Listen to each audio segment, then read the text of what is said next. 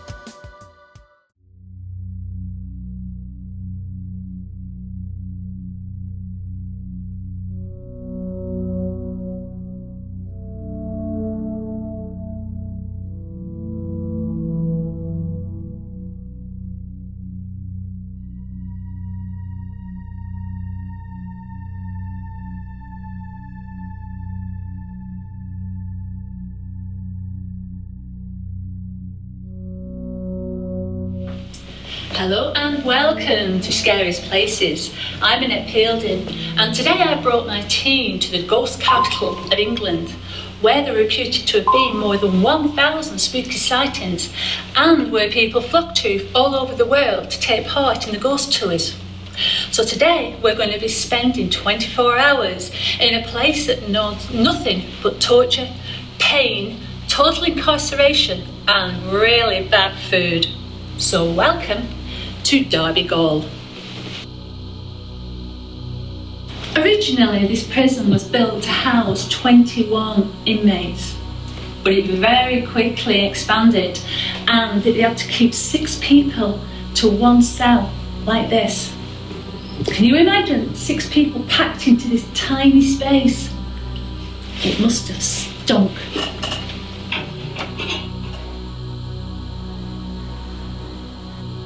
Imagine the sound of the scaffolding being built for your own execution right outside your window.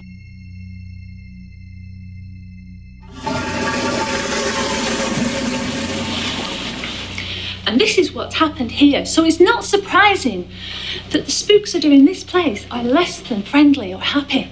Scratchings, knockings, spooky sightings are all seen along this corridor, and in particular, there is supposed to be an evil, nasty man seen here that does not like visitors.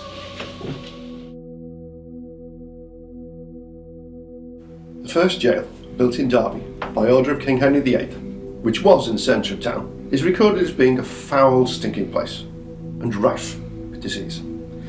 After existing for almost 200 years, it was eventually decided by gentlemen in a local pub to replace it with the building we are now in. Construction of this establishment was completed in 1756 in an area called Nuns Green, a site previously used for public executions, these known colloquially as hanging out the nuns' washing. The stink and disease continued, but being out of town, nobody was bothered. At that time, jail fever raged throughout Britain. By 1787, a political reformer had a law decreed. It stated that women prisoners should scrape out and lime wash the cells yearly, and this would be sufficient to eliminate the problem. Liberalisation, eh? What is the world coming to? Okay, so I'm waiting out here at the moment for our phenomenologist, Simon Healy, but I haven't a clue where he is. Simon? Come over here, Annette. Over where? In the tent. What on earth are you doing in the tent? 2 seconds. Sorry. Top of the morning. What are you doing in the tent? Well, I wanted to be on time for an investigation, especially the party tonight. The investigation, yeah, but what party? When we finish the investigation, the big party that's happening. No, there's no party tonight. Pagan Festival. That's nothing to do with us. So you've been talking about the Pagan Festival? You're open for that? Yeah, I'm not an idiot, Annette. Me mum pressing me boxers and ironing me clothes. Well, there's no festival. We may go for a drink, but no festival. Anyways, moving on, I think, quickly on that score. Okay. What I'd like to ask you a few questions regarding paranormal, and one of the things I'm sure the viewers would like to know, one term that keeps coming up is ectoplasm. What's ectoplasm? And that's quite a mouthful. What ectoplasm is, it's stuff that comes out from a ghost and a spirit during the process of materialisation. Okay, right. Well, we'll keep an eye open for that tonight. What about the other new toys you seem to have brought with you? Brought some nice new toys to try out tonight. Brilliant. So you have your thermometer gun, your aircon counter, and your EM meter. Kettle? That's in case you want a cup of tea. Okay. All right. And a few biscuits, you know. Yeah. And the cross. Oh, yes, the cross. I'm going to do a trigger object tonight with the cross. So we're going to be using that to see what... Brilliant. That sounds absolutely fantastic. So, guys, we'll certainly be looking to see how these are going to be used tonight. But Annette, I will say, watch your step tonight. You never know where the ectoplasm can land. I'll be watching that. Okay, back inside, guys. From the year 1750, there were 222 hanging offences in this country. You could be hanged for pissing in the King's Lake. You could be hanged for digging up your mother's body. You could be hanged for poaching, setting fire to haystacks, and even appearing on the street with a sooty face. Unless, of course, you were a chimney sweep, and then you were allowed to get away with it. But this place is full of ghosts. I've seen a ghost in here at 3:20 on a Friday afternoon. Full-blown grey apparition. I was on the phone at the time talking to a guy from Derby City Council when this grey, hazy shape of a person glided down the corridor past me. I'm the guy that's trying to prove what ghosts really are, and I'm the guy that ticks the normal boxes first. I've ticked every normal box, but I've still got a box without a tick in it. And I'm still to this day waiting for someone to tell me what I saw other than a ghost. But I'm afraid I've only got one explanation. I saw a ghost in Derby Gaol at 3:20 on a Friday afternoon. OK then, Simon, so what we're going to be doing now? Right, what I'm going to do is I'm going to set up a trigger object while we wait for Merrick, because he's stuck on the roundabout because his guy Peter can't help him. And I don't like those roundabouts, they make me awful dizzy. So follow me. So set up the trigger object. So what I'm going to do is I'm going to put a piece of white paper here. Get my cross. Put it on the piece of paper like so. And draw around it. And in the meantime, I have a locked off camera on the cross. So that when we leave the room, hopefully the cross will have moved. OK, I've got the camera here. Yeah. I need to get everybody out of the room now.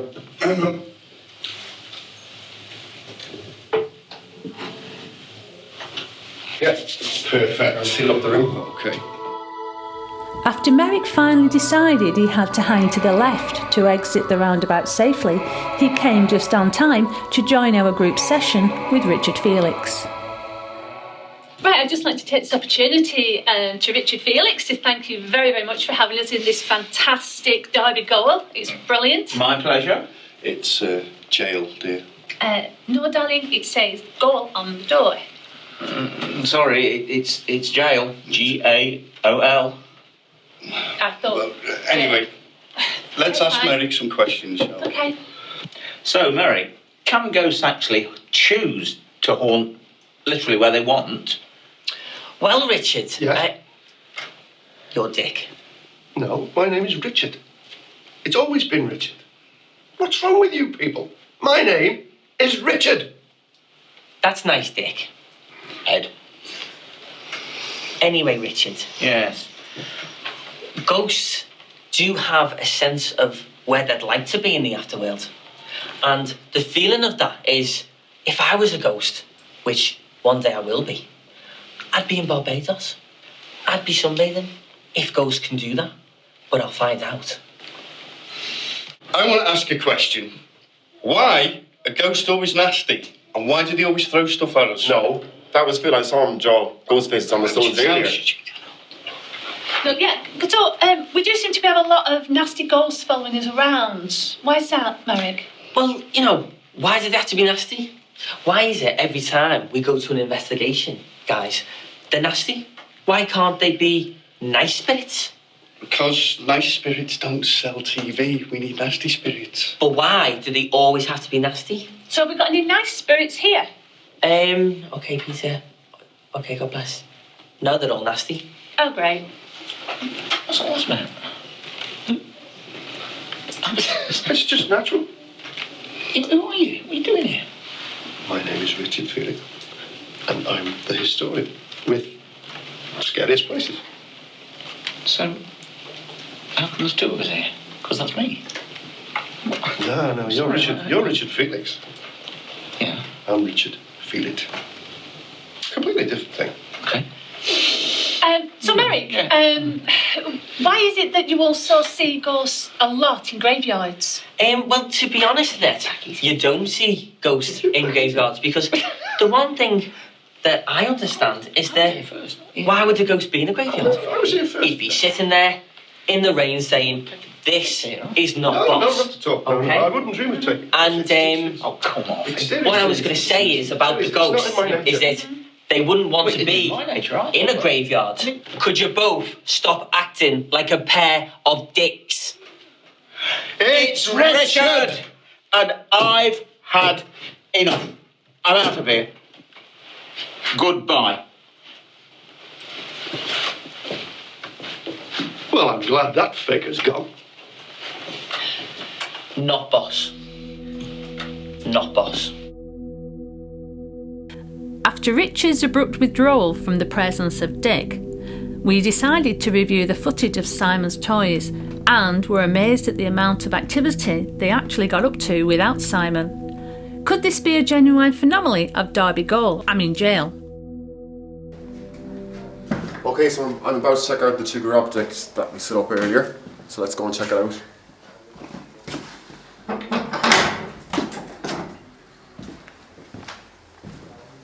Oh no, class hasn't even moved. Not at all? Nothing? No, nothing. Still the same. Leave it a bit longer. Yeah, another one. Okay. I've got an idea, Simon. If you'd like to humour me. Okay, what we're going to do is we're going to go into the cell next door. Okay. Okay. In here, yeah? Yeah, we're going to go into this cell. I'm going to try something a little bit different.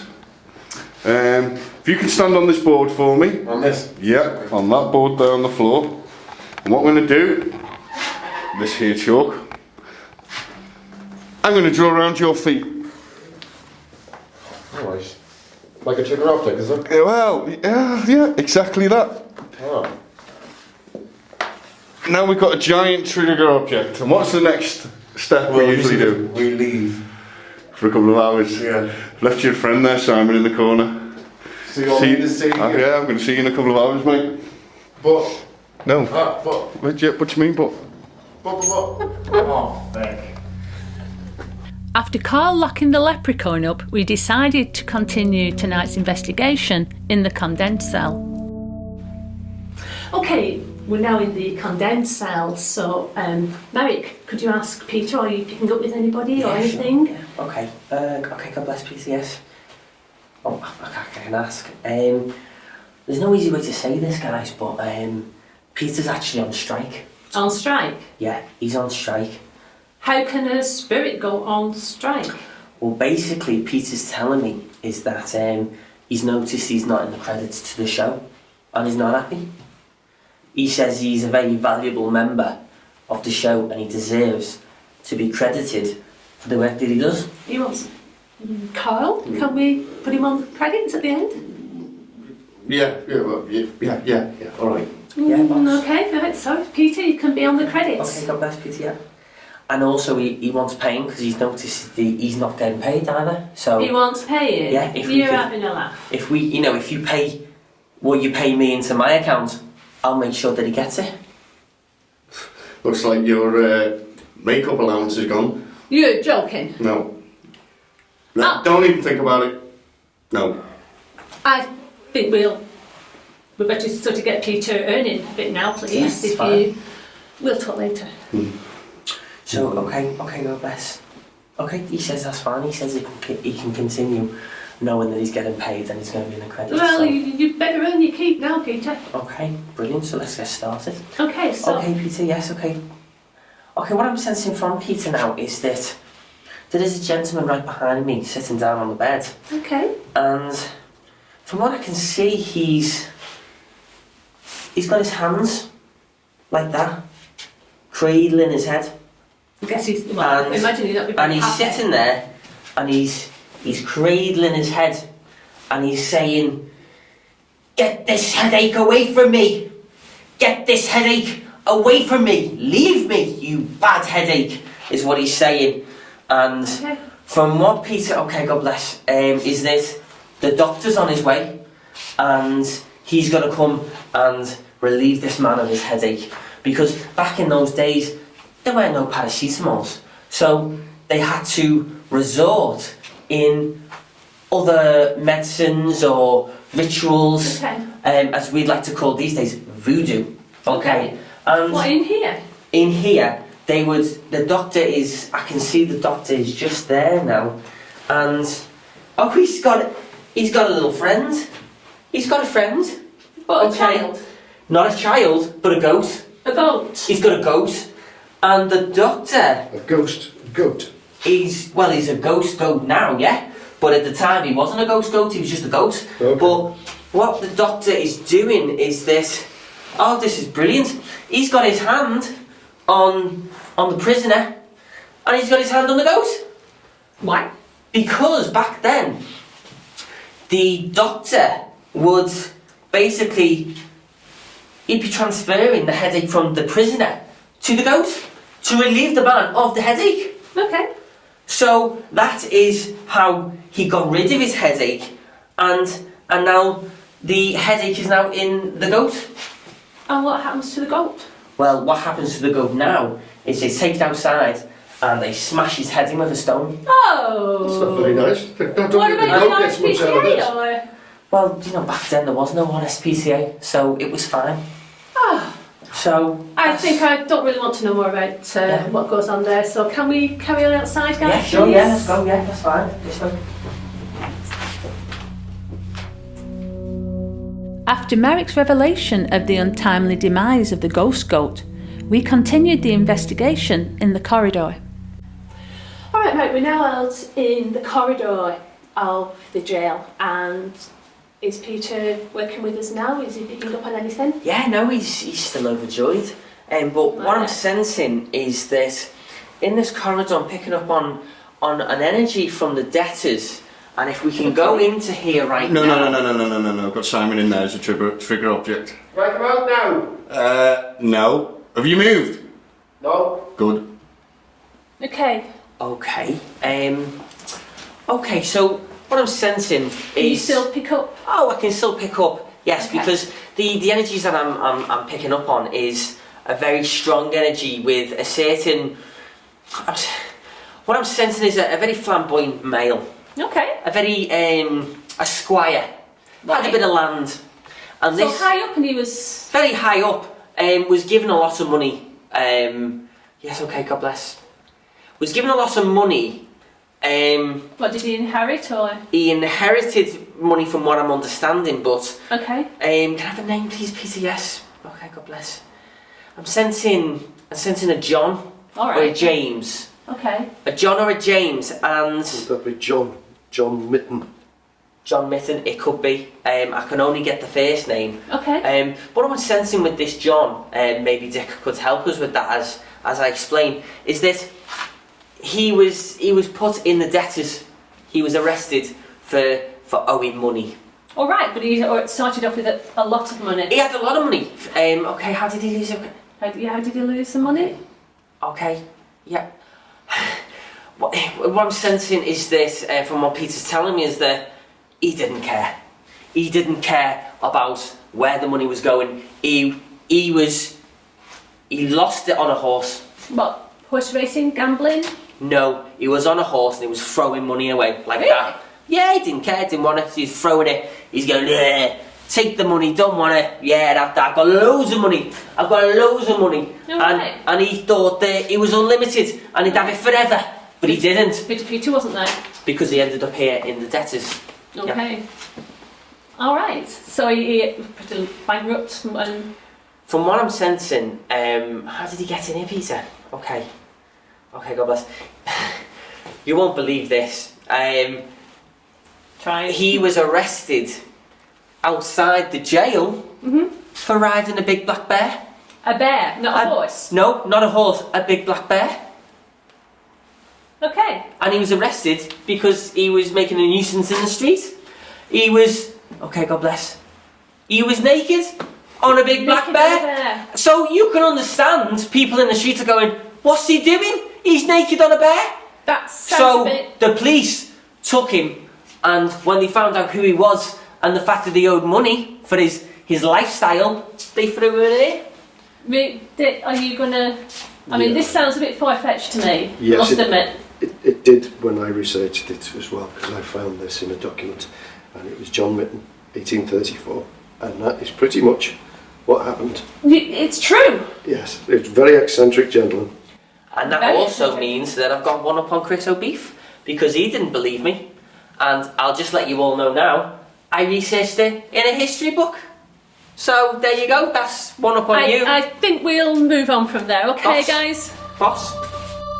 After Merrick's unintentional mishap, Carl decided to order lights out in the hope of some action.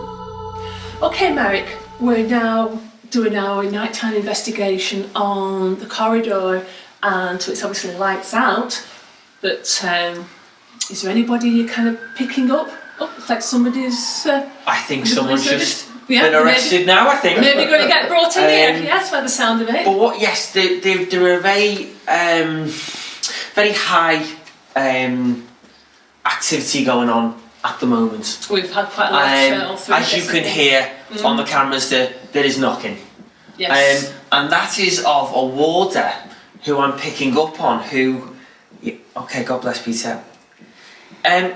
He's a very easygoing warder. Okay, that makes a difference. And the thing with this warder that I'm picking up on is that he's useless. Mm-hmm. He's absolutely useless. He's going up to the cells, and he's thinking he's locking them, but he's not locking them. And then he's walking off, and then prisoners are running out the door. All right. And they're going, well, see ya, don't want to be ya. So that's what's happening, and I'm sensing, yes, okay, God bless, okay, he wants to enter me. Okay. Take the time, okay. Okay, send him in, Peter, okay.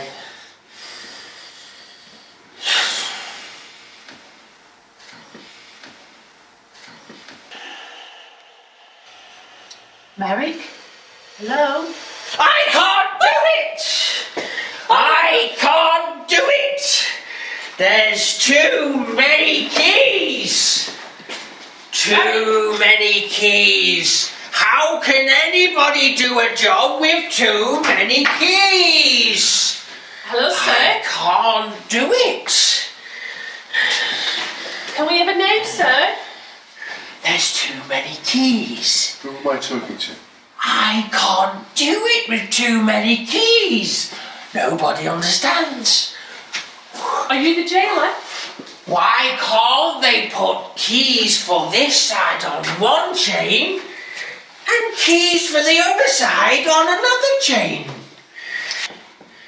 Too Hello? many keys. Hello, are you the jailer here? Are you the warden? Yes. What's your name? Simpson. Simpson. Hello, Mr. Simpson. Simpson. Dick. Hello, Mr. Simpson. People. So Mr. Simpson, Too many Mr. Simpson, people back off. are escaping. Back off, Mr. Simpson. Because there's too many keys. Back off, Simpson. Too many Enough. keys. Merrick! Merrick! Merrick, you need to come back now. Merrick! Away, Merrick! Oh, get me out. To allow Merrick time to recover outside with Dick, we sent our two scaredy cats, Carl and Stuart, to embark on their own investigation in the debtor's cell. I'm scared. Are you scared, Carl? I'm not liking it in here. I don't like it either. I don't like the ghost. No, I don't either. Right, so we're going to have to do our work. How about, okay, we're going to ask a couple of questions, see if we get a responsive answer. Okay, yeah. One knock for yes, two knocks for no. Okay, yeah. Okay, you ask a question. Me? Yeah. Is there anybody in here now that's a ghost? Can you please tap once for yes, twice for no? I heard that. That was a ghost. I heard that. Was it a ghost though? Yeah. Do you want to ask another question? No, I'm satisfied. I'm completely satisfied that that was a ghost and we can go now. Okay, hang on. I'll ask a question. One knock for yes, two knocks for no. Is there anybody else in here with us? Ah! Yeah. What? Hang on.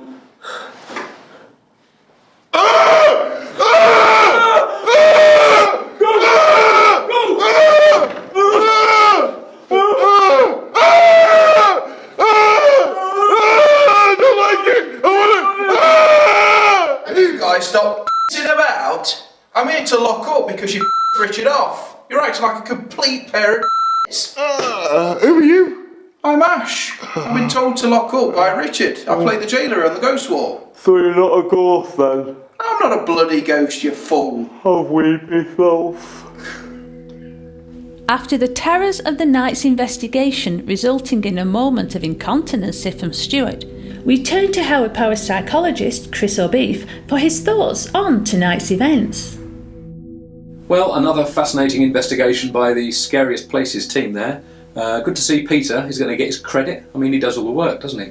He supplies information and Merrick just gives it all of that, doesn't he? Richard Felix, good to see him with Dick and the rest of the team. Are two Dicks better than one?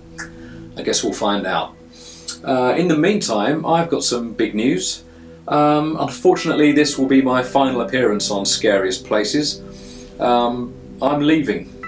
I'm leaving in a big way, and I'll show you what I mean by that. I got an email the other day from, I don't know if you can see that logo there, NASA. Why would NASA be writing to Chris O'Beef? Well, I shall let you know. Look, attention beneficiary, that's me. Congratulations, you have been selected to take part in the forthcomings NASA human mission to Mars. I'm going to Mars. We are very pleased to announce this with you and will be in touch with details of training, blah blah blah blah. This is a dangerous mission also, so we will of course pay you well for your risk. It has been agreed that we shall transfer the sum of $20,500,000 United States dollars. So no, only am I going to Mars, I'm going to be a multi-millionaire. This will be paid to you in advance and will be paid within 7 days of the receipt of the following information. They just need my full name, address, date of birth, bank account details, PIN number, that kind of thing. Yeah, so there we go. We look forward to having you join us on this historic mission that will put your name in the history books for futures to come. Yours faithfully, that's from Dr. Bucko Rogers, NASA, the Nigerian Aeronautics and Space Administration. So there we go. This is Chris O'Beef, Space Cadet, signing off. See you in the stars. Derby Gaol certainly didn't disappoint us. Arguing with the owner, spinning crosses, my husband looking sexy, and Merrick doing his usual party tricks. Until next time, good night, sleep tight, and don't let the beddybugs bite.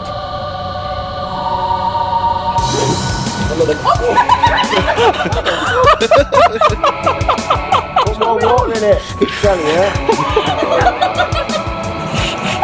You're not filming that? Yeah. It's as simple as that. You know, I came here in good faith. Good faith? Yes, very good faith. We have. Are we supposed to be doing the new? I was waiting. I thought I'm going to go with this. I'd like to know where this ends up. So.